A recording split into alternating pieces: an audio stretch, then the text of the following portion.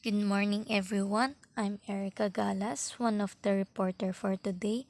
Our group is tasked to report about the types of literature for children, and I am to report drama. So, what is drama? Drama is also known as a play. It's either the story shows of fiction or non-fiction events through the performance of written dialogue. Another definition is it is also a story that has a script and can be acted out in front of an audience. For example, the movies we always watch when we are bored or when we can't sleep at night. Next, we have the characteristics of drama, which it has cast of characters who will act in the story. It also includes the narrator of the story. It also has a script that will help the actors or the actresses to play their role correct, like what emotions they will use to deliver the dialogue or on how they will deliver the dialogue on the particular scene. Next, do you have any idea why do authors write drama? That's correct. Thank you. So, the reason why do authors write drama is to entertain us, whether you are a reader or a watcher. They also use drama in expressing the need for social change to open the mind of others. And also, they use drama in creating and interpreting information, ideas, and emotions they have experienced that they want to share to others. I have here a three example of drama. The first one is The Elves and the Shoemaker by Jacob Grimm, who is a German philologist, and Wilhelm Grimm, who is a German author. They are also the author of Snow White, Hansel and Gretel, Rapunzel, and etc.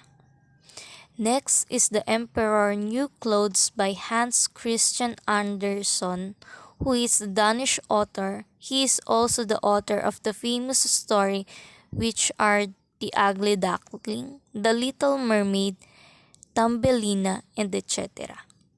Next is The Witches by Roald Dahl, who is a British novelist. He is also the author of Matilda, Charlie and the Chocolate Factory, Charlie in the Great Glass Elevator, and etc. Among these three examples, I chose The Elves and the Shoemaker by Jacob and Wilhelm Grimm. The story is all about a poor shoemaker and his wife need money to pay the rent. He gives away the last pair of shoes he has to a needy lady. He has a leather to make one more pair of shoes. He cuts out the pieces of leather before going to bed so that he can sew them into a pair of shoes tomorrow. Elves come in the night and make the pair of shoes he sells for more than his asking price the next day.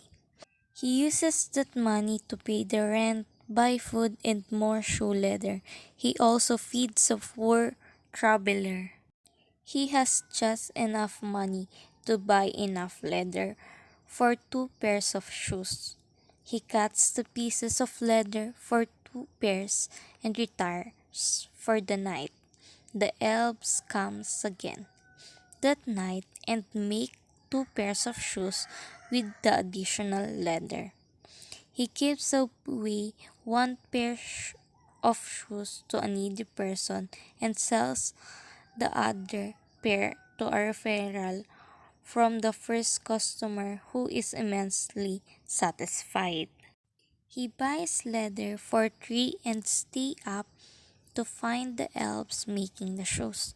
The shoemaker and wife make clothes for the elves the next day, but the elves are freed when given clothes, so they leave and the shoemaker and his wife never see them again. So, what is the lesson of the story?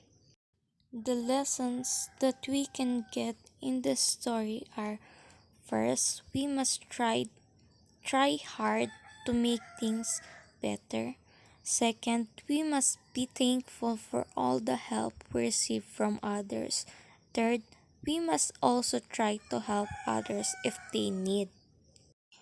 This story is good for the children because it teaches them to be grateful for the people who helped them by saying thank you, and it also teaches them to help others that really needs help.